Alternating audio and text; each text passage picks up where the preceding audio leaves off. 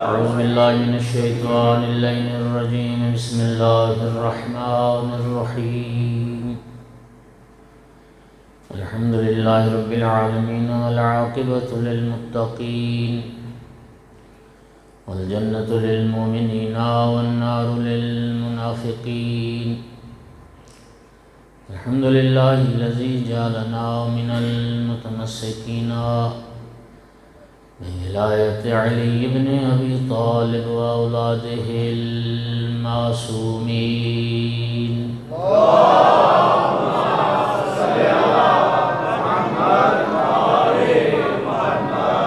الحمد للہ الذی جعلنا من الباقین علی سید الشہداء و اولاده و اصحابه المظلومین. الصلاة والسلام والتحیۃ والاکرام علی رسولہ الکریم شفیع المذنبین آنیس الغریبین ورحمۃ للعالمین.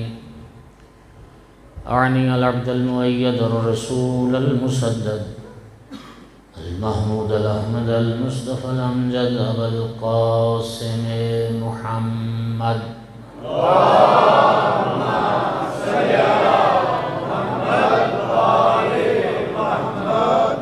ثم الصلاة والسلام والتحیۃ والاکرام علی آلہ الطیبین الطاہرین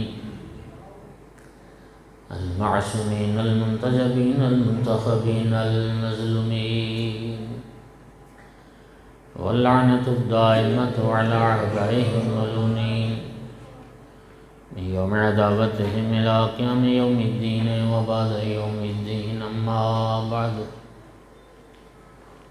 فقال سبحانہ وتعالی فی کتابہ المجید. بسم اللہ الرحمن الرحیم. قل لا اسألکم علیہ اجرا الا المودۃ فی القربى. صلوات.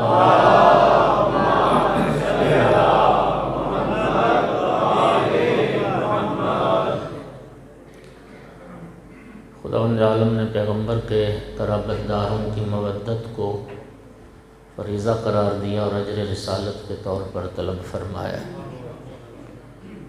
ان ذوی القربہ میں ایک ہستی امام زین العابدین علیہ السلام کی ہستی. میں نے کل عرض کیا تھا یوں تو ہر امام معصوم ہر صفت کمال و جمال میں تمام اہل زمانہ سے افضل ہوتا ہے، لیکن چند صفات ایسی جن کی تجلی امام سجاد علیہ السلام کی زندگی میں سب سے زیادہ ہے.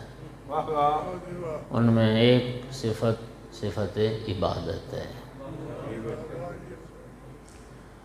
آیت اللہ العظمیٰ وحید خراسانی حافظہ اللہ، ان کا خطاب یوٹیوب پر موجود ہے. فرما رہے تھے کہ معصومین کے علاوہ دنیا میں ایک بشر بھی ایسا نہیں ملے گا جو یہ دعویٰ کرے کہ میں نے 2 رکعت نماز پڑھی اور ان 2 رکعت کے دوران خدا کی طرف سے میری توجہ نہیں ہٹی، نماز سے میرا دھیان نہیں ہٹا. ایک بشر بھی نہیں ملے معصومین کے علاوہ. قد فرمانے لگے کہ حتیٰ علماء، حتیٰ فقہاء، جس شعبہ حیات سے بھی انسان وابستہ ہے، کوشش کے باوجود بھی ذہن کہیں نہ کہیں ادھر ادھر چلا جاتا ہے، ادھر ادھر خیالات کی دنیا میں گم ہو جاتا ہے.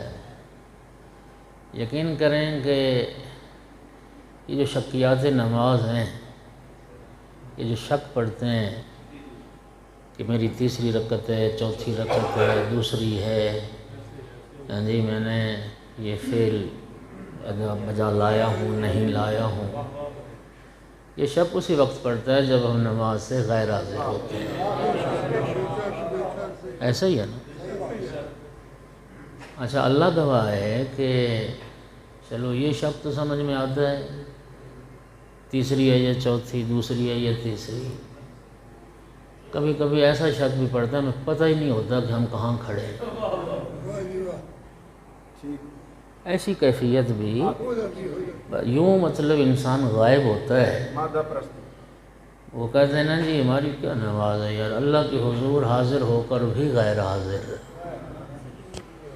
جبکہ نبی کریم نے تو یہ فرمایا تھا کہ نماز میں تمہاری معرفت خدا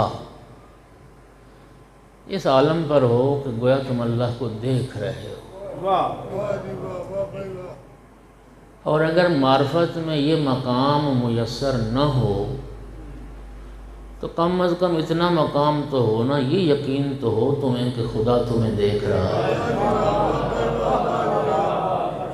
ہم میرے خیال میں دونوں درجوں سے فارغ، ادھر نماز شروع ہوئی، ادھر انسان پتہ نہیں خیالات کی دنیا میں کہاں سے کہاں چلا گیا۔ بلکہ ہمارا تو ایک محاورہ بنا ہوا ہے نا، بھولی چیز یاد نہ آ رہو تو نماز شروع کر دو، نماز میں یاد آ جائے۔ کیا ہماری بات ہے۔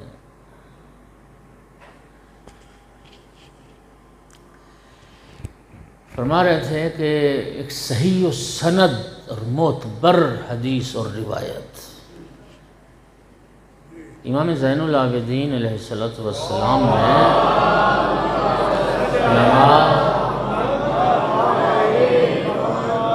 آقا نے نماز شروع کی، امام کا ایک بچہ بیٹا کنویں میں گر گیا، گھر میں کنویں میں گر گیا، موجود ہے امام کی سیرت میں جتنی بھی کتابیں پڑھیں، اور جو اہل حرم تھے، مستورات تھیں، انہوں نے رونا شروع کر دیا، گریہ شروع کر دیا، بچہ کنویں میں گر گیا۔ میں ذمہ داری سے یہ بات عرض کر رہا ہوں، یہ ایک ایسا مورد ہے ہمارے لیے جہاں شریعت نماز توڑنے کی تمہیں اجازت دیتی ہے جب کسی انسان کی جان کو خطرہ ہو۔ سمجھ آ رہی نا؟ اللہ تعالیٰ نے انسان کو بڑی اہمیت دی ہے،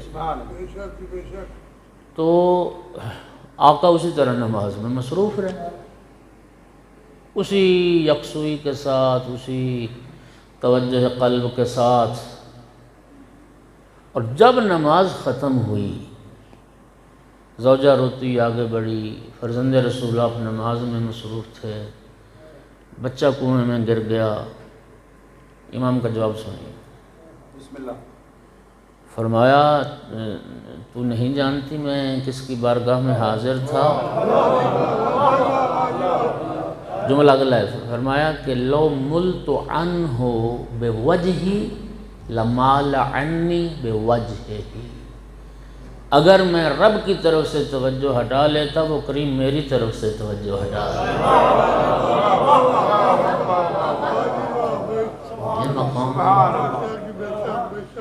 یہ مقام عبادت۔ آقا کنویں کے کنارے تشریف لائے، امام علیہ السلام نے دست امامت بڑھایا، اب ہاتھ پانی تک پہنچا یا رب نے پانی کو بلند کیا، امام نے بچے کو بخیریت بحفاظت اٹھا کے ماں کے حوالے دیا۔ وہ حدیث قدسی میں ایک جملہ ہے، کون لی اکون لک، یہ بڑا معروف جملہ ہے حدیث قدسی کا۔ اللہ فرماتا ہے تو میرا ہو جا میں تیرا ہو جاؤں، افعل ما اقول ثم افعل ما تقول، پہلے تو وہ کر جو میں کہوں، پھر تو جو کہے گا میں کرتا ہوں۔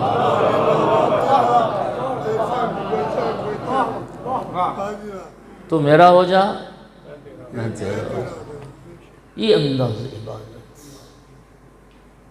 مولا میر علیہ السلام کو بھی آپ سنتے رہے تھے، ابو حمزہ سمالی کہتا ہے میں آقا کے خدمت میں آیا تو سرکار امام سجاد علیہ السلام نماز میں مصروف تھے، تو ابا ایک کندھے سے ہٹی ہوئی تھی، ایک کندھے پر تھی، لٹک رہی تھی، یوں سرک گئی کندھے سے، امام مصروف نماز رہے، ابا کو درست نہیں کیا۔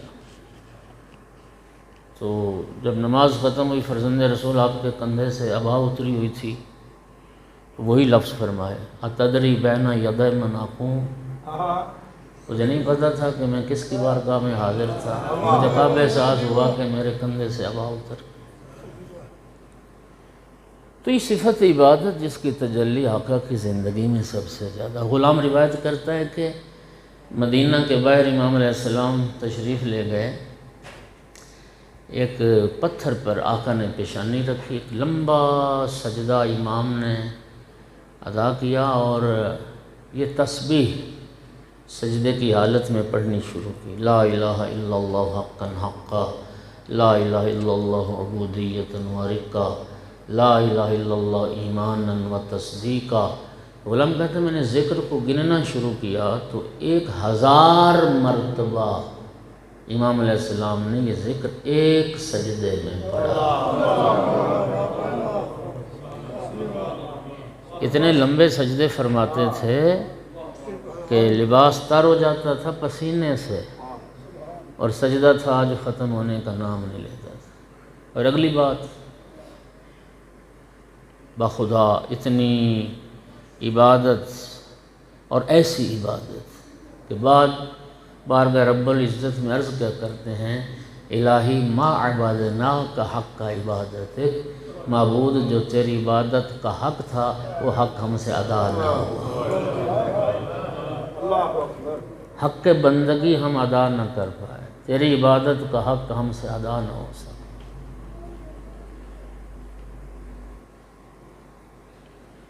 یاد رکھنا جوانوں دوستو، اللہ رب العزت ہماری عبادت کا محتاج نہیں ہے۔ نحن الفقراء وهو الغنی، قرآن کہہ رہا ہے ہم فقیر محض ہیں، وہ ذات تو غنی مطلق ہے، وہ تو بے نیاز ذات ہے۔ نہج البلاغہ میں جو صفات متقین پر مشتمل خطبہ مولا امیر علیہ السلام کا، میں التماس کروں گا کہ سارے احباب، یہ مجلس وسیلہ بن گئی، ایک بار اس خطبے کو ضرور پڑھیں ترجمے کے ساتھ، چلو ایک بار کم از کم صفات متقین، یا آپ کو وہ ملے گا فہرست میں خطبہ حمام کے نام سے، یہ لاہور والی ہا کے ساتھ حمام لکھا جاتا ہے۔ حمام مولا امیر کے صحابی تھے، بڑے نیک پارسا، بڑے عبادت گزار، اور جناب امیر علیہ السلام کی خدمت میں حاضر ہوئے اور عرض کی، یا امیر المومنین صف لی المتقین، آقا آج متقین کی صفات کو بیان فرمائیں۔ جناب امیر علیہ السلام نے فرمایا، یا حمام اتق اللہ واحسن، پھر اس آیت کو پڑھا، ان اللہ مع الذین اتقوا والذین هم محسنون۔ حمام تقوی الہی اختیار کرو، نیکوکار بنو، اللہ ڈرنے والوں کے ساتھ ہے، نیکوکاروں کے ساتھ ہے۔ لیکن جناب حمام نے اتنے بیان پر اکتفا نہ کیا، مولا امیر المومنین علیہ السلام کو اللہ کی قسم دے ڈالی، مولا میں آپ کو رب کی قسم دیتا ہوں، آپ تفصیل سے صفات متقین کو بیان فرمائیں۔ ماشاءاللہ، ایک بار پڑھیے گا ان صفات متقین کو۔ یہاں سے حضرت نے پھر خطبہ شروع کیا، ان اللہ عز وجل خلق الخلق حین خلقهم غنیا عن طاعتهم وآمنا من معصیتهم۔ مولا امیر فرماتے ہیں اللہ رب العزت نے جب بندوں کو پیدا کیا تھا تو ان کی عبادت سے بے نیاز تھا۔ اللہ نے جب بندوں کو خلق کیا تو اس لیے خلق نہیں کیا تھا کہ اللہ تعالیٰ ان کی بندگی کا محتاج تھا، نہیں، ان کی عبادت سے بے نیاز تھا۔ وَآمِنًا مِن مَعْصِيَتِهِمْ، اور رب کو بندوں کی نافرمانی کا کوئی خوف بھی نہیں تھا۔ امام سجاد علیہ السلام کو بھی جملہ ہے نا، اطاعت کرنے والوں کی اطاعت اسے کوئی فائدہ نہیں پہنچاتی، معصیت کرنے والوں کی، نافرمانی کرنے والوں کی نافرمانی اسے کوئی نقصان نہیں پہنچاتی۔ توجہ ہو رہی ہے حضرات؟ تو حضرت نے پھر وہ صفات بیان کرنا شروع کی۔ جی، اس میں ایک صفت سنو گے، متقی کی صفت جو مولا امیر نے بیان فرمائی، ملبسہم الاقتصاد، لباس ان کا بڑا میانہ سا ہوتا ہے، درمیانہ سا لباس پہنتے ہیں۔ مشیہم التواضع، زمین پر بڑی عاجزی اور انکساری سے چلتے ہیں۔ ہاں جی، آگے بیان کرتے کرتے ایک صفت فرمایا، متقی وہ ہوتے ہیں الذین اوقفوا اسماعہم علی العلم النافع لہم، فرمایا متقی لوگ وہ ہوتے ہیں جنہوں نے اپنے کان مفید علمی باتیں سننے کے لیے وقف کر رکھے۔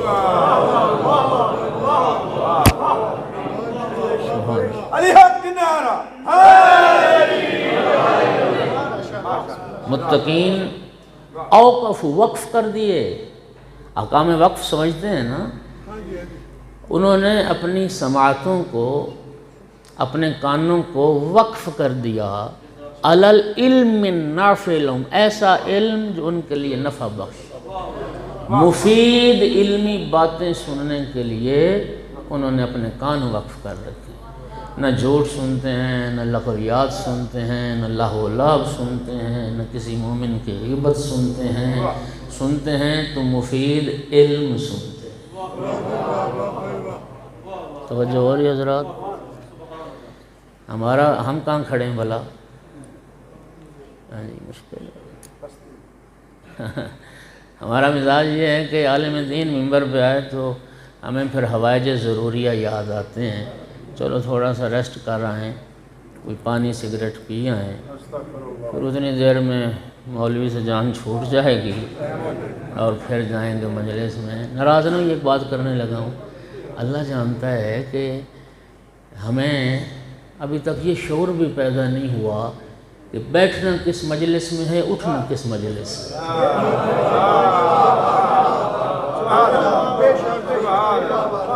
ہمیں ابھی تک یہ شعور بھی پیدا نہیں ہوا کہ بیٹھنا کس مجلس میں تھا اور اٹھنا کس مجلس سے تھا۔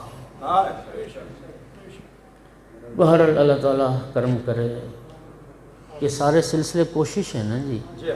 میں نے وہاں کل کہا تھا جو حضرات تھے وہاں برہم چک میں، جتنی مخلوقات ہیں نا جی اللہ تعالیٰ کی، آپ کو یاد ہے جو اتنی مخلوقات، انگنت مخلوقات، کسی نے کہا کہ 18 لاکھ قسم کی مخلوقات ہیں، چلو جتنی بھی مخلوقات، واحد انسان اللہ کی ایسی مخلوق ہے کہ جس کے بچے کو سنبھلنے کے لیے کم از کم 2 سال لگ جاتے ہیں۔ ایسے ہی ہے نا، سنبھلنے کے لیے، پاؤں پر کھڑا ہونے کے لیے، سر سنبھالنے کے لیے، چلنے کے لیے، یعنی 2 سال کم از کم لگ جائے۔ باقی حتیٰ آپ حیوانات کی دنیا کو دیکھ لیں، ادھر بچہ پیدا ہو تو ادھر پاؤں پہ کھڑا ہو جاتا ہے، ایسا ہے یا نہیں؟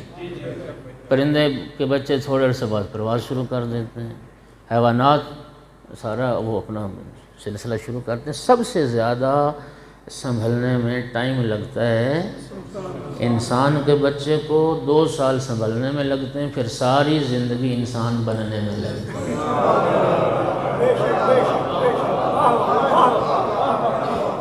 ساری وہ بنتا ہے جو کوشش کرتا ہے، ساری زندگی یقین کرے۔ اور اچھا میں اب اپنی اس بات پہ دلیل دینے لگا ہوں، خدا جانتا ہے اگر انسان کی ولادت سے انسان کی موت تک اگر سیکھنے کا امکان نہ رہتا، نبی پاک کبھی نہ فرماتے اطلب العلم من المہد الی اللحد، ماں کی گود سے قبر تک سیکھتے رہو۔ یہ حدیث تو سنی ہے نا سب نے کہ ماں کی گود سے لے کے گور تک علم حاصل کرو، اس کا معنی ہی یہ ہے کہ ساری زندگی سیکھنے کی صلاحیت رہتی ہے، ساری زندگی سیکھنے کی صلاحیت انسان میں رہتی ہے، انسان زندگی لگ جاتی ہے انسان بننے کے لیے۔ تو بھائیو اللہ تعالیٰ ہمیں توفیق دے کہ وہ صفات متقین والا جو ارباب دانش بیٹھے ہو، پڑھے لکھے بیٹھے ہو، آپ کے پاس نہج البلاغہ نہیں ہے تو انٹرنیٹ سے کب آپ جو فائدہ اٹھائیں گے؟ ابھی آپ گوگل میں چلے جائیں، خطبہ صفات متقین لکھیں، خطبہ حمام لکھیں، ابھی خطبہ سامنے آ جائے گا، چلو اسی سے نکال کے پڑھ لیں، کتنا ٹائم لگ جائے گا؟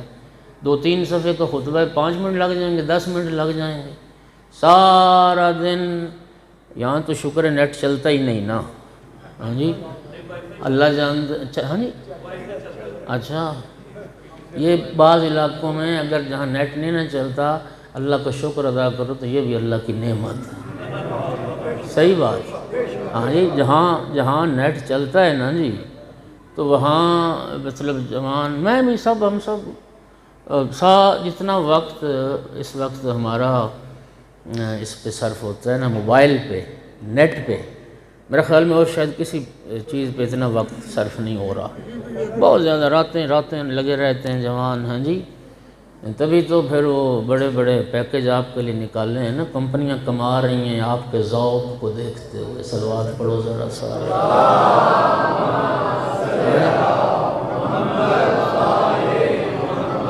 اور جتنے بھی سوشل میڈیا کے ذرائع، فیس بک ہے، اس پہ واٹس ایپ ہے، ہاں جی وغیرہ وغیرہ، آپ زیادہ مجھ سے جانتے ہیں، اچھا یہ اس پہ سارا دن پوسٹیں پڑھتے ہیں، شیئر کرتے ہیں، آگے پھیلاتے ہیں، میرے خیال میں شاید خود کم پڑھتے ہیں لیکن لوگوں کو پڑھنے کی تلقین زیادہ کرتے ہیں، ہاں جی وہ ایک کسی نے پوسٹ کی تھی، انہوں نے کہا یار مجھے اتنی پوسٹیں دوست بھیجتے ہیں، شاید میں ہی ایک کافر رہ گیا ہوں، باقی ساری دنیا مسلمان ہو گئی ہے، ہاں جی جو چاہتا وہ مجھے ہی وہ سینڈ کر رہا ہے، فارورڈ ہی کرتا چلا جا رہا ہے، چلو باہر میں عرض یہ کرنا چاہ رہا ہوں کہ سارا دن چلو آتی ہیں تو پڑھتے بھی ہیں، آخر اس پڑھتے ہیں، بہت کچھ پڑھ ڈالا، یعنی جو پڑھنا تھا وہی نہ پڑھا، تو دوستو جوانوں وعدہ کرتے ہو انشاءاللہ کیا پڑھنا ہے آپ نے؟ صفات متقی، کہ مولا امیر المومنین کی نگاہ میں متقی کون ہوتے ہیں، مولا علی علیہ السلام کی نگاہ میں متقین کی صفات کیا ہیں، جب آپ صفات متقین، اچھا جو بزرگ بیٹھے ہیں نا جو خود نہیں پڑھ سکتے یا انٹرنیٹ سے آشنا نہیں، آپ اپنے بچوں سے کہہ دیں کہ نیٹ سے پڑھ کے نا مجھے وہ سنائیں کہ مولا علی علیہ السلام نے متقین کی صفات کیا بیان کی، ٹھیک ہے؟ اچھا میں ایک بات ہے اور ذہن میں ایک صلوات پڑھیے ذرا سارے حضرات،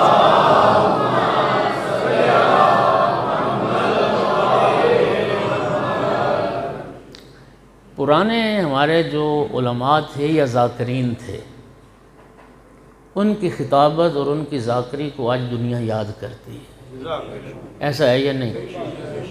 اور آپ سبھی جانتے ہیں، آپ تو ذاکر گر لوگ ہیں بھائی، وہ کہتے تھے نا، وہ کہتے ہیں جی انہوں نے مصلی پہ بیٹھ کے ذاکری انہوں نے لکھی ہے، اشعار لکھے ہیں، واقعاً ایسے تھے، تہجد گزار لوگ تھے، نمازی لوگ تھے، ہاں جی اس وقت کی بات ہے جب تک یہ عزاداری کمرشلائز نہیں ہوئی تھی، ہاں جی جب یہ مادی لالچ نہیں آیا تھا، بانیوں میں ریاکاری کا جذبہ نہیں آیا تھا، پڑھنے والوں میں مادیت کا لالچ نہیں تھا، اور سننے والے بھی ذکر سنتے تھے، وہ پارٹی باز نہیں تھے،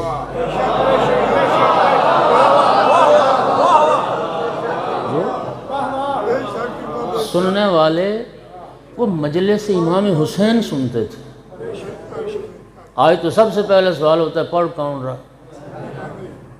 ہاں جی اس وقت لنگر کا لالچ بھی نہیں ہوتا تھا، بولو یار، یہ الحمدللہ ایسا ایک خلوص والا زمانہ گزرا ہے جس وقت عزاداری کے جتنے ہمارے مظاہر اور مراسم تھے وہ انتہائی عبادت کے ساتھ اور عبادت سمجھا جاتا تھا، معاف کرنا آج ہم نا وہ خلوص بھی کم ہو گیا ہے، اور وہ جو معیار تھا نا خلوص والا، یقین کریں وہ خلوص تو فوت ہی ہو گیا ہے، ہاں جی جس کے پاس پیسہ ہے وہ اپنی بلے بلے چاہتا ہے، پڑھنے والا اپنی مجلس ٹنگنا چاہتا ہے، ہاں جی ہر مجلس کے بعد تو پاس فیل کرتے ہو تم ذاکر کو، عالم کو، ہر مجلس کے بعد تو تم نمبر لگاتے ہو، فضائل کس کا اچھا رہا ہے، مسائل کس کا اچھا رہا ہے، کرتے ہو یا نہیں کرتے ہو؟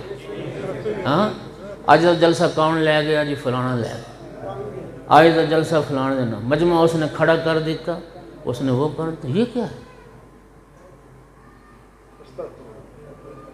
اور کامیابی کا معیار، اچھا یہ عجیب بات ہے کہ ایک عالم کو بھی پاس فیل جاہل کرتے ہیں۔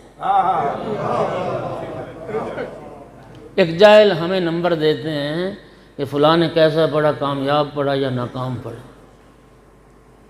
ہمارے نزدیک کامیابی کا ناراض نہیں، میرا ساتھ دیجیے، غلط کر رہا ہوں بے شک مجھے ٹوک دیں۔ ہمارے نزدیک اس وقت مجلس کی کامیابی کا معیار دو حصے ہوتے ہیں مجلس کے، عموماً دو حصے ہوتے ہیں، تیسرا حصہ تو ہے ہی نہیں نا۔ تیسرا حصہ جو ہے نا تبلیغ والا، موعظہ والا، وہ تو ہے ہی نہیں۔ فضائل اور مصائب دو حصے عموماً۔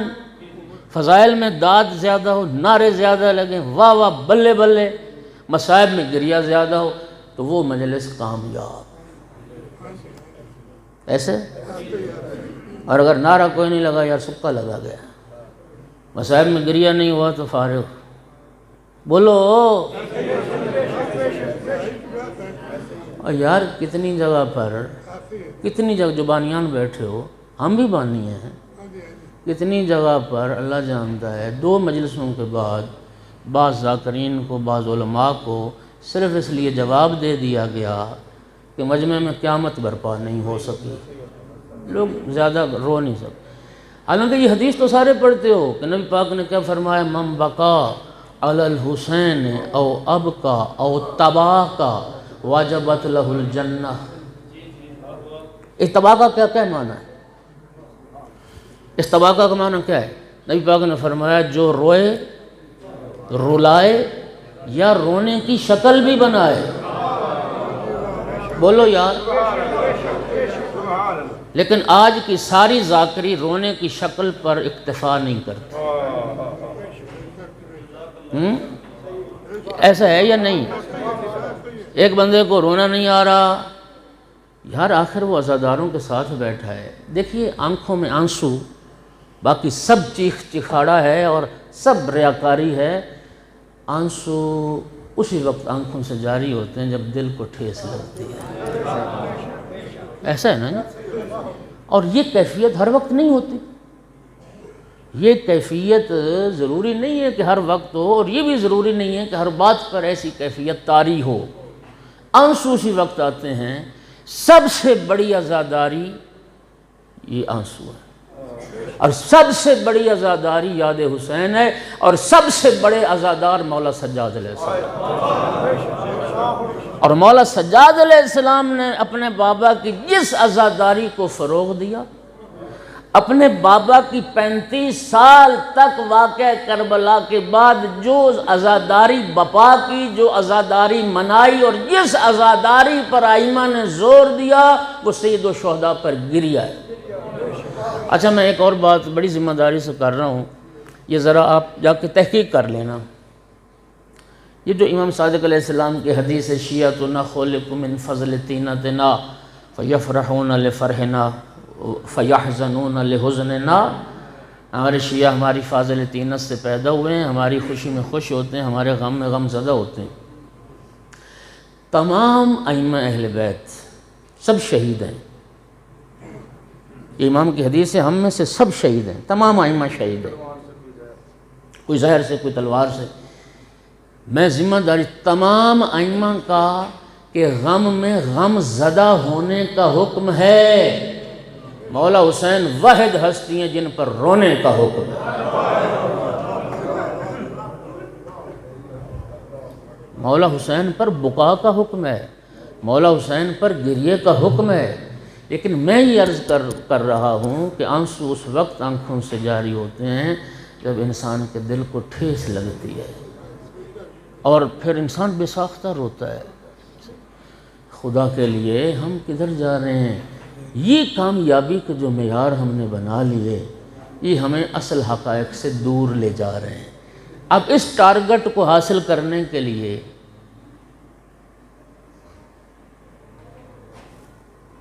فضائل میں نعرے، مصائب میں رونا، اس ٹارگٹ کو حاصل کرنے کے لیے اہل منبر اپنے بندے ساتھ لاتے ہیں۔ اب بات سمجھ آ گئی ہے؟ آیاں رچے بیاں، جو چیز مطلب واضح ہے اس کو میں کیا بیان کروں، آپ کے لیے واضح یہ چیز ہے۔ اور یہ جو انٹرنیٹ آیا نا جی، یہ اس نے ہمارے راز نہیں رہنے دیے، دنیا کے سامنے چیزیں واضح ہو۔ تو بھائیو، خدا کے لیے اللہ آپ کو عزت دے، سلامتی دے، خلوص آ جائے، خلوص، اخلاص کے ساتھ۔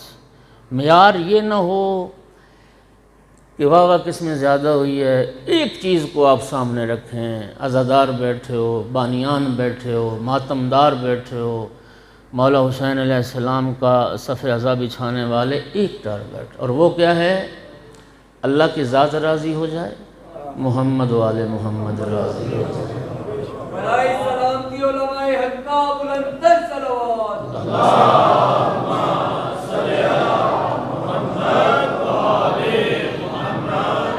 توجہ کر رہے ہیں نہیں کر رہے؟ تو تقویٰ کی صفات کیا ہیں، متقی کون ہوتے ہیں، وہ پڑھیے گا۔ مولا امیر المومنین کا جملہ نہج البلاغہ میں کلمات قصار میں بڑا خوبصورت فرماتے ہیں، لا یقل عمل مع التقویٰ، تقویٰ کے ساتھ کوئی عمل بھی قلیل نہیں ہوتا، تقویٰ کے ساتھ کوئی عمل بھی تھوڑا نہیں ہوتا۔ فرمایا کیف یقل ما یتقبل، جو قبول ہو جائے وہ قلیل کیسا، جو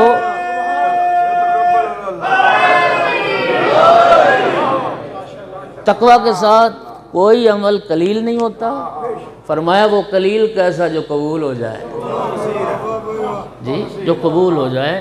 اے خدا کے لیے، اے خدا کے لیے، اے اللہ آپ کو سلامتی دے۔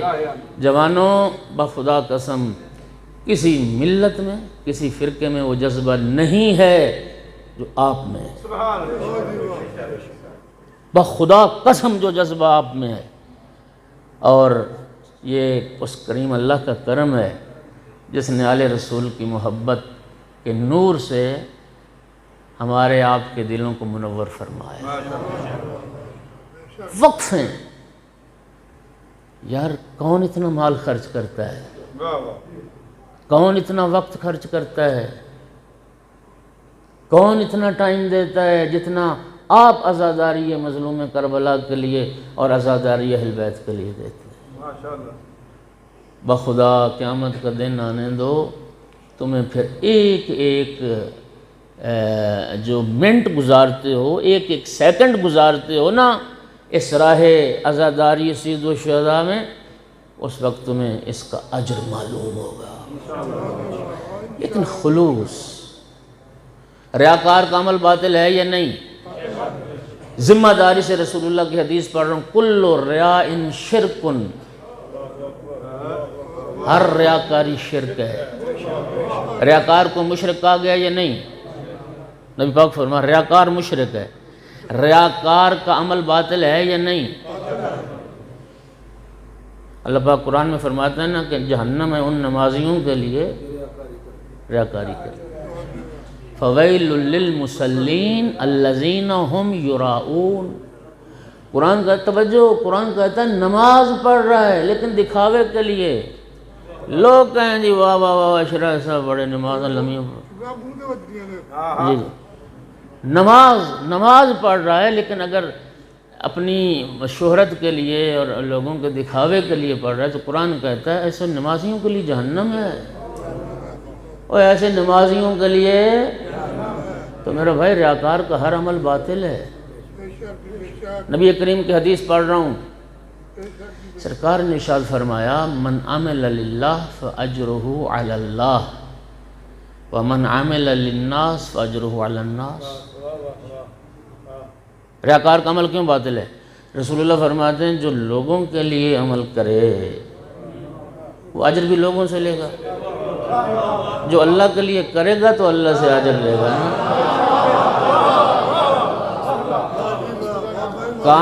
کام میں کر رہا ہوں حظ نفس کے لیے، کام میں کر رہا ہوں میں مطلب میرا نام نکلے، ہاں جی کام میں کر رہا ہوں صرف اس لیے کہ لوگ میری تعریف کریں، یا ہاں جی بلے بلے ہو جائے، میری خواہش یہ ہے، اور پھر اجر اللہ سے کیوں لوں گا؟ لوگوں کے لیے جو کام کرے گا پھر لوگ اتنے ہی اجر دیں گے۔ معاشرہ صاحب بڑی مجلس پڑی، واہ واہ واہ، بڑا جلسہ ہو گیا، بڑا مجمع اکٹھا ہوا جی فلانا۔ ابھی آپ سن رہے تھے شہزادہ شاہ صاحب بھی بات کر رہے تھے، بھائی عمران بات کر رہے تھے، یار مجلس تو دو بندوں کی بھی ہو جاتی ہے، ہوتی ہے نہیں ہوتی؟ تو پھر میں مولا میر کو پھر فرمان پڑھتا ہوں، وہ قلیل کیسا جو قبول ہو جائے۔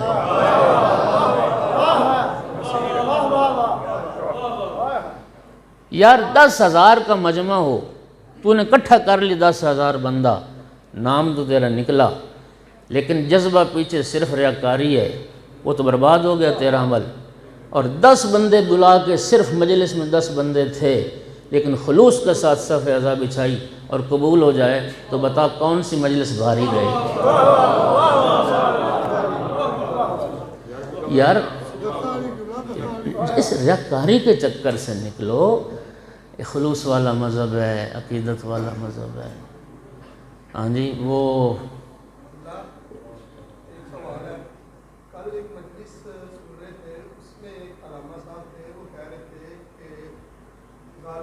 امام کی حدیث کہہ رہے تھے یا کسی مجتہد کا فتویٰ کہہ رہے تھے کہ عزاداری میں ریاکاری کرنا بھی جائز ہے۔ بالکل ابھی کل کی بات ہے، میرے پاس ویڈیو بھی شکل بنا۔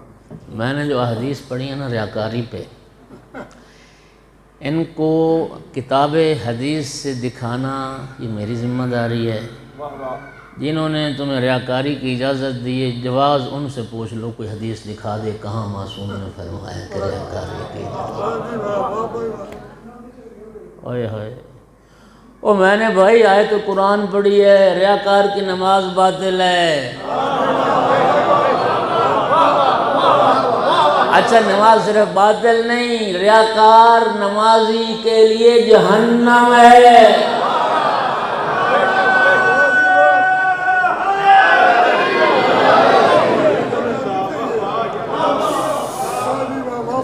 فویل للمصلین الذین هم یراؤون، یہ قرآن کہہ رہا ہے۔ یار قرآن کہہ رہا ہے، مجھے بتائیے نبی پاک کی حدیث ہے یا نہیں کہ الصلاۃ ان قبلت قبل ما سواها وان ردت رد ما سواها، جس کی نماز قبول ہوگی تو عزاداریاں بھی قبول ہوں گی۔ یہ جو لفظ ما سواها ہے، میں نے اس کا ترجمہ کیا، ملک صاحب ما سواہا، نماز کے علاوہ جتنے بھی اعمال ہیں، بولو یار، نبی پاک کی حدیث پڑھ رہا ہوں میں کہ اگر نماز قبول ہو گئی تو باقی نماز کے علاوہ جتنے بھی اعمال صالحہ، جتنی بھی نیکیاں، رسول اللہ فرماتے ساری قبول ہو گئی۔ جس کی نماز رد ہو گئی اس کے باقی اعمال بھی رد ہو گئے۔ جب ریاکار کی نماز جہنم لے جائے گی،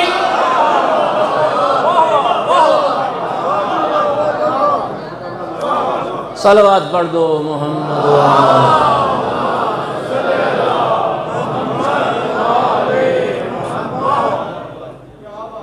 مومنین کرام با مقصد، آپ سارے گواہ ہیں جو بزرگان بیٹھے ہیں، جتنے لوگ، میرا یہ ایک محتاط تجزیہ ہے کہ آپ تمام احباب کے ذہن میں نا ایک آدھ مثال ضرور ایسی ہوگی، یعنی ایک آدھ بندے کو ایسے کو ضرور آپ جانتے ہوں گے جو پہلے شیعہ نہیں تھا، بعد میں وہ تشیع کی طرف آیا۔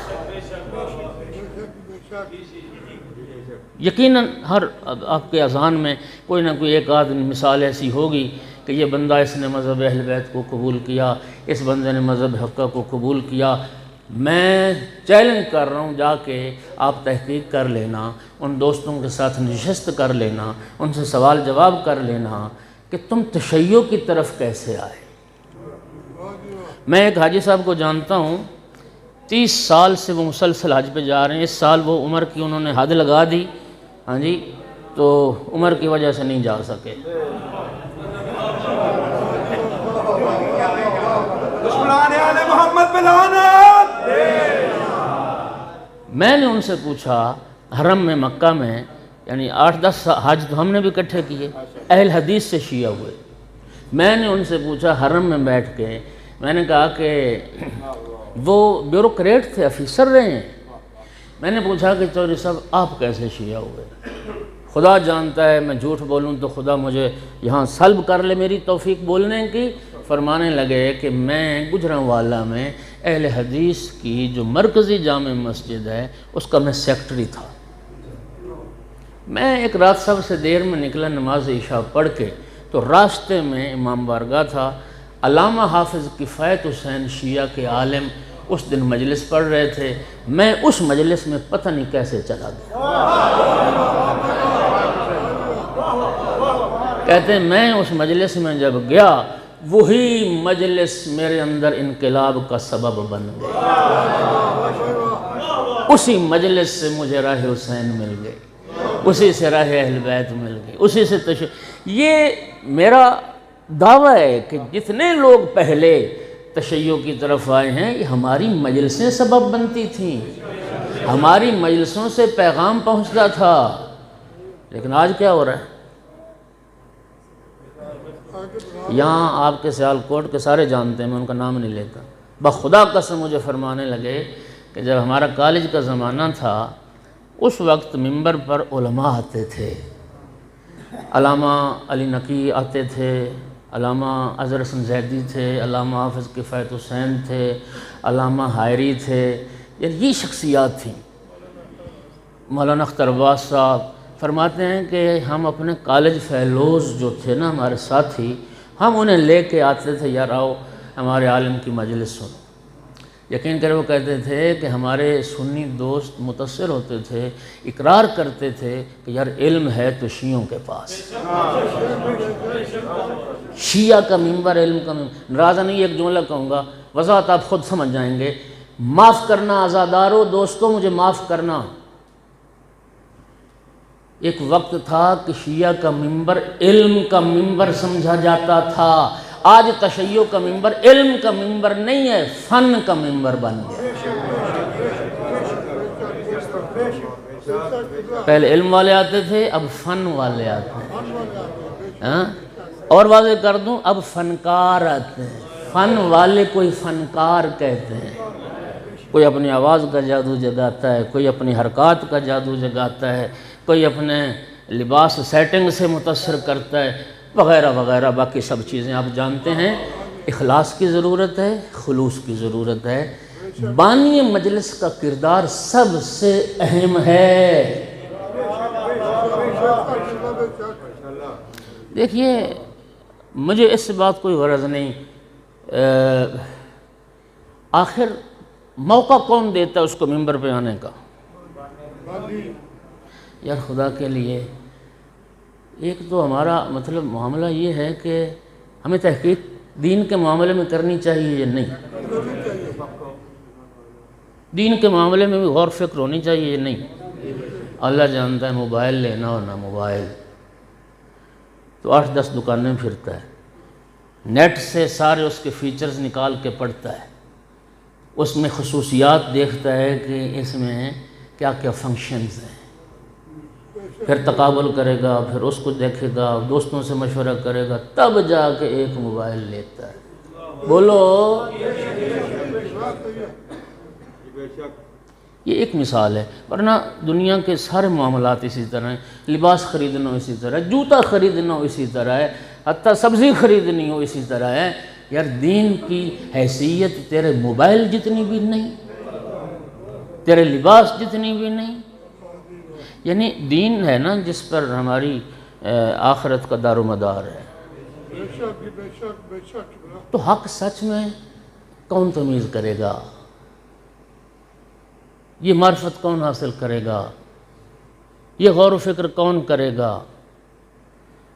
بھیڑ چال سمجھتے ہیں؟ بھیڑ چال، یہ بھیڑ ہے نا، جانوروں میں بھیڑ واحد جانور ہے، پورا ریوڑ ہو نا، پورا ایک نے اس طرف منہ کر لیا نا، اب ساری اس کے پیچھے ہی چلے، اس کو کہتے ہیں بھیڑ چال۔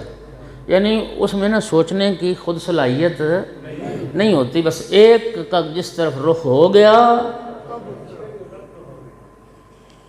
اس چال بھیڑ چال سے نکلو، تھوڑا سا عقل و شعور سے کام لو، خدا تمہیں ہمت دے، اس سے بھی زیادہ خرچ کرو عزاداری مظلوم کربلا کے لیے، اس سے بھی زیادہ خرچ کرو راہ اہل بیت میں، خلوص کے ساتھ، تقوی کے ساتھ۔ اور مولا علی کیا فرما رہے ہیں؟ جو قبول ہو جائے وہ قلیل ہے۔ آئے ہائے، اللہ آپ کو سلامتی دے، سدا شاد رہیں۔ ہماری مجالس کا ایک ماحول ایسا بناؤ کہ کم از کم یار ہماری تربیت تو ہو نا، یعنی چلو ہیں الحمدللہ ایسے لوگ ہیں، میں جانتا ہوں بہت سارے لوگ ہیں جو داڑھی منڈواتے تھے، مجلس امام حسین میں آنے کے بعد اس چیز کی طرف متوجہ ہوئے اور پھر انہوں نے داڑھی منڈوانا چھوڑ دی۔ میں کئی ایسے لوگوں کو جانتا ہوں جو نماز نہیں پڑھتے تھے، مجلس امام حسین علیہ السلام میں آئے، نماز کا ذکر سنا، آل رسول میں سے کسی ہستی کی کوئی بات دل پر اثر کر گئی، پھر انہوں نے عہد کر لیا کہ اب ہم نماز نہیں چھوڑیں۔ کتنے لوگوں کو میں ایسے جانتا ہوں جنہوں نے حج کیا ہے اور حج کی تاکید مجلس حسین میں سننے کے بعد وہ فریضہ حج ادا کرنے گئے۔ کتنے لوگ ہیں جو تقوی کی طرف آئے ہیں، جو عمل کی طرف آئے ہیں، جو نیکی کی طرف آئے ہیں، اور مجلس حسین علیہ السلام ذریعہ بنی ہے کہ ان کے عمل میں انقلاب آیا ہے۔ اتنی خواہش ہے کہ ایسی مجالس ہوں۔ یہ جو ہماری نسل ہے، یہ ہم ان کو کیا دے رہے ہیں؟ یقین کریں انٹرنیٹ پر آپ جوان جو بیٹھے ہو، آپ میری بات کی تائید کرو، تشیع کے خلاف کتنے محاذ کھلے ہوئے ہیں، کتنے محاذ، کتنی ویب سائٹس، کتنے یہ یزیدی گماشتے بھونک رہے ہیں صبح و شام تشیع کے خلاف، تشیع کے خلاف۔ ان کی باتوں کا جواب علم سے دیا جائے گا، ان کا منہ بند کیا جائے گا دلیل کے ذریعے سے، ان کا منہ بند کیا جائے گا علم کے ذریعے سے، گالیاں دے کے ان کا منہ بند نہیں کیا جائے گا۔ میں ایک بات ضرور کروں گا، جو رہبر معظم نے نا ایک جملہ بڑا فرمایا، خوبصورت کمال کا جملہ، انہوں نے فرمایا کہ تمہاری مجلسیں کسی اور کا راستہ نہ روکیں۔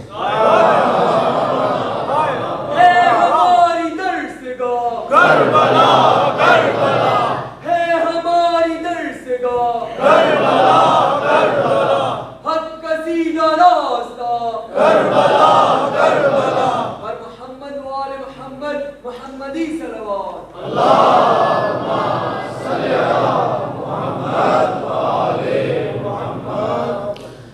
بھائیو، اللہ گواہ ہے، نہ کسی کو ناراض کرنے کے لیے اور نہ آپ لوگوں میں سے کسی کو راضی کرنے کے لیے یہ باتیں نہیں کر رہا۔ میں نا وہ کہتے ہیں نا کہ بندہ قریب سے ہو کے ایک دفعہ اللہ نے اور موقع دے دیا، ہاں جی، آپ کی وہ بھی دعاؤں کے صدقے میں، ہاں جی، کہ اب بندے دا پتر بن جا، ہاں جی، مال امام کھایا، اس امام ابا کی بھی کوئی ذمہ داری ہے۔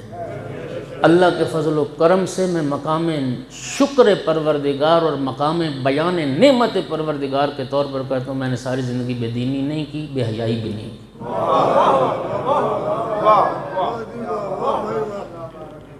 میں اس رب کریم کا شکر ادا نہیں کر سکتا۔ میں نے جو ایک ہدف بنایا تھا، رب نے میری مدد کی، میں زیادہ سے زیادہ، آپ تو آشنا ہیں، میں تو آپ کے سیالکوٹ سے میں نے آغاز کیا ہے مجالس کا، آپ گواہ ہیں، آپ جانتے ہیں، میری خطابت سے آشنا ہیں۔ میں نے ہمیشہ یہ کوشش کی کہ زیادہ سے زیادہ کلام محمد و آل محمد علیہ السلام لوگوں تک پہنچے، کلام اہل بیت لوگوں تک پہنچے۔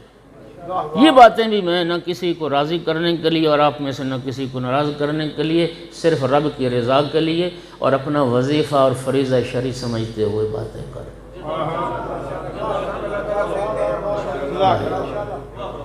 اللہ تعالیٰ آپ کا، میرا، مولا حسین علیہ السلام کے عزاداروں میں، مولا حسین علیہ السلام کے غمخواروں میں اور مولا حسین علیہ السلام کے نوکروں میں سے اللہ ہمیں محشور فرما لے۔ اللہ اپنے دین کے مددگاروں میں سے ہمیں قرار دے۔ اچھا، عزادار امام حسین کو مولا حسین علیہ السلام کا یہ استغاثہ تو یاد ہے نا، اور ہونا چاہیے کہ امام نے روز عاشور فرمایا تھا حل من ناصر ینصر، فرمایا تھا حل من ناصر۔ اس کا کیا مطلب؟ آج مجھے اس استغاثے پہ تھوڑا سا غور کریں، اور آپ یہ بھی جانتے ہیں کہ یہ صدائے استغاثہ امام علیہ السلام نے اس وقت بلند کی تھی جب ساری قربانیاں اللہ کی راہ میں پیش کر چکے تھے۔ اصحاب مارے گئے، بھائی مارے گئے، بھتیجے مارے گئے، بیٹے ذبح ہو گئے، ساری قربانیاں راہ خدا میں پیش کر کے فرما رہے تھے حل من ناصر ینصرنا، ہے کوئی ہماری مدد کرنے والا؟ تو اس مدد کا مطلب کیا تھا؟ اس مدد کا مطلب یہ تھا کہ اب آؤ حسین کو بچا لو، اب مجھے ان ظالموں سے مرنے سے بچا لو۔ مولا حسین اپنی جان بچانے کے لیے مدد مانگ رہے تھے۔ یار، جو مولا حسین علیہ السلام اپنے جوان بیٹے کی لاش پر یہ جملہ فرما چکے ہوں، یا بنی علی الدنیا بعدک الافا، علی اکبر تیرے بعد زندگانی دنیا پر خواہ، تیرے بعد جینے کا مزہ اٹھ گیا۔ اور وہ مولا حسین اس لیے فرما رہے تھے کہ آؤ مجھے مرنے سے بچا لو۔ مولا حسین علی اکبر علیہ السلام کے بعد جینا چاہتے تھے۔ وہ مولا حسین علیہ السلام جو اپنے بھائی آقا عباس علیہ السلام کی لاش پر کھڑے ہو کے یہ فرما چکے، خبر شہادت سننے کے بعد فرما چکے الان ان کا سر ظاہری، اب حسین کی کمر ٹوٹ گئی، قلت ہلا تھی۔ مولا عباس کے بعد مولا حسین زندہ رہنا چاہتے تھے۔ تو کیا تھی یہ صدا استغاثہ؟ کیا تھی؟ مولا حسین علیہ السلام سے ہی منسوب ہے ایک شعر، اس شعر سے آپ مولا حسین کی صدا استغاثہ کو اس کا مفہوم بھی سمجھ لیں گے۔ مولا حسین علیہ السلام سے جو شعر منسوب ہے وہ کیا ہے؟ ان کان دین محمد لم یستقم الا بقتلی فیا سیوف خزینی۔ مولا حسین علیہ السلام نے فرمایا تھا اگر میرے نانا کا دین میرے قتل کے بغیر باقی نہیں رہتا، تلواروں و حسین کا بدن ہو گیا۔ یعنی مولا امام حسین علیہ السلام کی صدا استغاثہ وہ صرف اس لیے تھی کہ جس دین خدا کی خاطر اور جس نانا کی شریعت کی خاطر میں نے اپنا سب کچھ قربان کر دیا، آؤ میرے مددگار بنو، آؤ اللہ کے دین کی نصرت کے لیے تم بھی نکلو، اللہ کے دین کی مدد کے لیے تم بھی آگے بڑھو۔ اللہ کے دین کو ہر زمانے میں ناصر چاہیے، اللہ کے دین کو ہر زمانے میں مدد چاہیے۔ فرمایا آؤ میرے مددگار بنو۔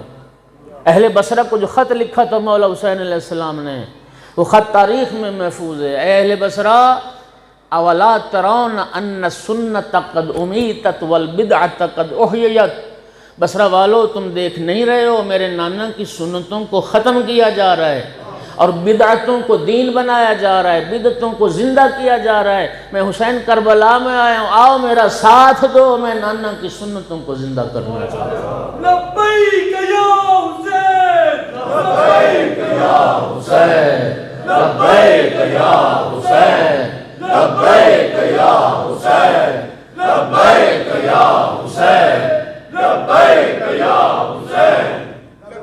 اور آج یہ جو لبیک یا حسین الحمدللہ ثم الحمدللہ ثم الحمدللہ ایک عالمی نعرے کی شکل اختیار کر گیا ہے، لیکن نعرہ لگانے والے ہر ماتمی کو اور نعرہ بلند کرنے والے ہر عزادار کو اس لبیک یا حسین کا پس منظر تو معلوم ہونا چاہیے کہ مولا حسین نے جو صدا استغاثہ بلند کی تھی، میں اسی آواز پہ مولا کو کہہ رہا ہوں لبیک یا حسین۔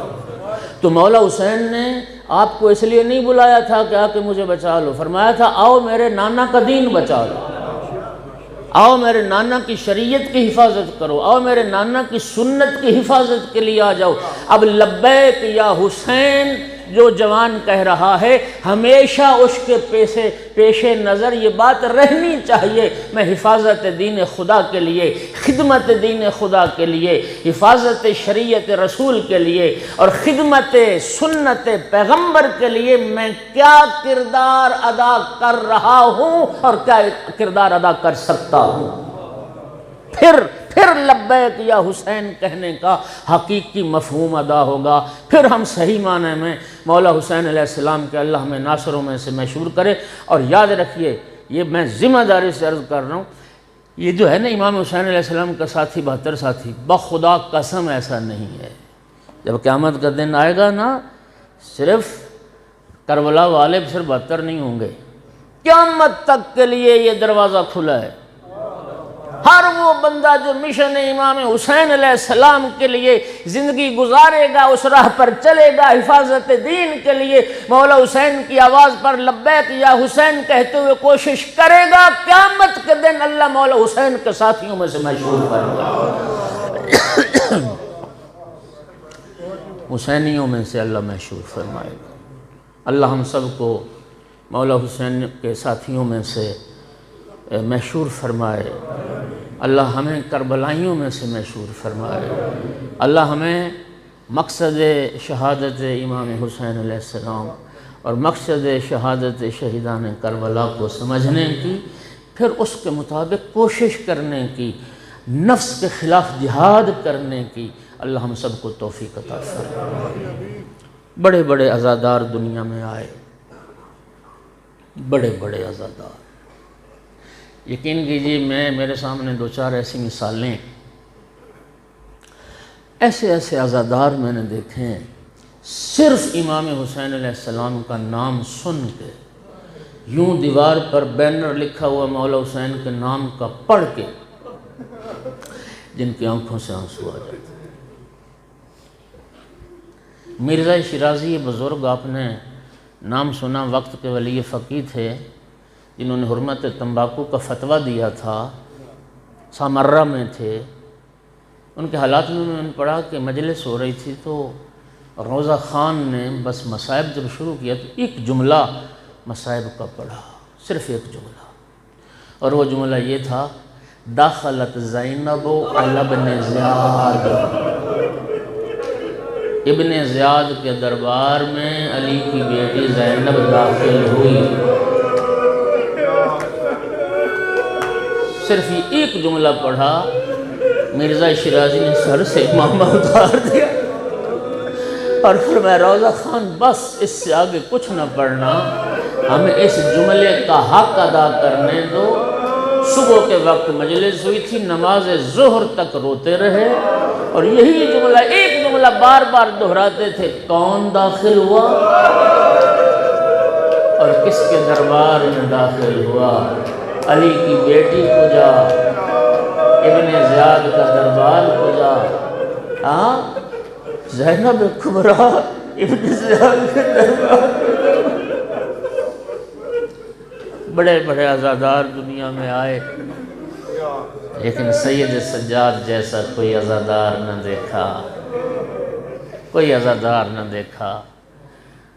عزاداروں، شام سے جب قافلہ گزر رہا تھا نا، آل محمد کے گھرانے کے قیدی، کسی نے امام سجاد علیہ السلام سے پوچھا، شامی نے، کیف اصبحت یا ابن رسول اللہ، فرزند رسول آپ نے کس حال میں صبح کی؟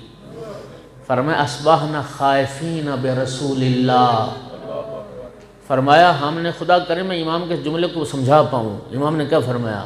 اصبحنا خائفین برسول اللہ، ہم رسول سے تعلق کی وجہ سے ہر صبح خوف میں گزارتے ہیں۔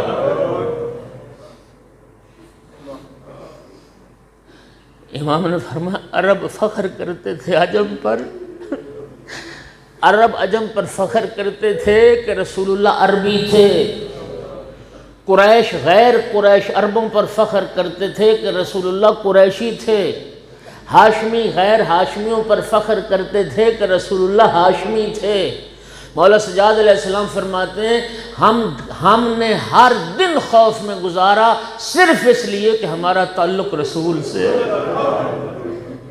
ہم رسول کی اولاد ہیں، رسول اللہ کی اولاد ہونے کی وجہ سے ہمارا ہر دن خوف میں گزرا۔ اصبحنا خائفین برسول اللہ۔ بڑے بڑے عزاداروں، صف عزا بچھاتے ہو، سال بھر میں مجالس کرتے ہو، علماء و ذاکرین کو بلاتے ہو۔ ہماری مجلس کا نام ہی مجلس عزا ہے۔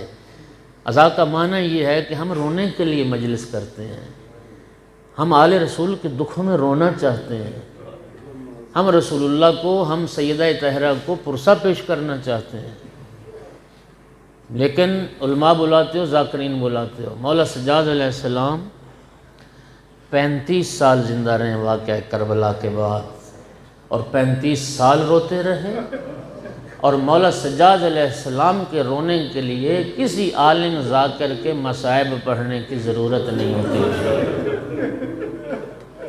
میرے آقا کا دن روزے میں گزرتا تھا، جب افطار کا وقت ہوتا تھا غلام خدمت میں پانی لا کے رکھتا، پانی پہ نگاہ پڑتی، رونے لگ جاتے، فرماتا کیف اشرب الماء وقتل اغی عطشانا، میں کیسے پیوں، میرا بابا تو پیاسا مارا گیا۔ غلام کھانا لا کے رکھتا، کھانے پہ نگاہ پڑتی، رونے لگ جاتے، کیف آکل وقتل ابی جایا، میں کیسے کھاؤں، میرا بابا تو بھوکا مارا گیا۔ منہال کوفی آیا، آقا بس کریں، کب تک روئیں گے، کہ ابھی وہ وقت نہیں آیا آپ کے آنسو ختم ہو جائیں۔ امام سجاد علیہ السلام نے فرمایا منہال تو نے قرآن پڑھا ہے؟ جی آقا پڑھا ہے۔ فرمایا یعقوب کا ایک یوسف نگاہوں سے اوجھل ہوا تھا۔ قرآن کہتا ہے اتنا روئے تھے یعقوب وَبَيَضَّتْ عَيْنَاهُ مِنَ الْحُزْنِ فَهُوَ قَزِيمٌ، روتے روتے یعقوب کی بینائی ختم ہو گئی تھی۔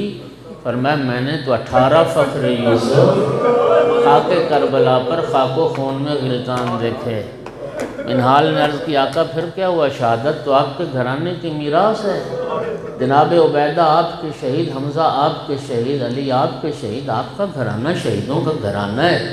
اس وقت فرمایا منہال تو نے انصاف نہیں کیا، شہادت تو ہمارے گھرانے کی میراث ہے۔ ننگے سر ماؤں بہنوں کے ساتھ کبھی اس بازار کبھی اس بازار، کبھی اس دربار کبھی اس دربار، یہ بھی ہمارے گھرانے کی میراث ہے۔ جن بیویوں نے کبھی گھر سے باہر قدم نہ رکھا ہو، یہی وجہ ہے جب بھی آقا سے پوچھا گیا آقا سب سے زیادہ دکھ کہاں آئے، امام نے کبھی کربلا کا نام نہیں لیا، رو کے فرماتے تھے اشا اشا۔ اور عزادارو ہمارے امام اجرکم علی اللہ، بس آخری جملہ، ہمارے امام سید الساجدین بھی ہیں اور سید الصابرین بھی ہیں، لیکن اللہ گواہ ذمہ داری سے روایت پڑھ رہا ہوں، بازار شام میں جب مولا سجاد علیہ السلام نے نبی زادیوں کو بدماشوں کی بھیڑ میں چلتے دیکھا، ایک موڑ ایسا ہے سید سجاد کے صبر کے بندھن ٹوٹ گئے، مولا سجاد کا مرثیہ بلند ہوا یا لیتنی لم تلدنی امی لمثل ھذا اليوم، کاش میری ماں نے مجھے نہ جنا ہوتا، میں بدماشوں کے ہجوم میں یوں نبی زادیوں کو چلتے نہ دیکھتا۔ الا لعنۃ اللہ علی القوم الظالمین وسيعلم الذین ظلموا ای منقلب ینقلبون۔ کریم اللہ بحق امام سجاد علیہ السلام، بحق شہیدان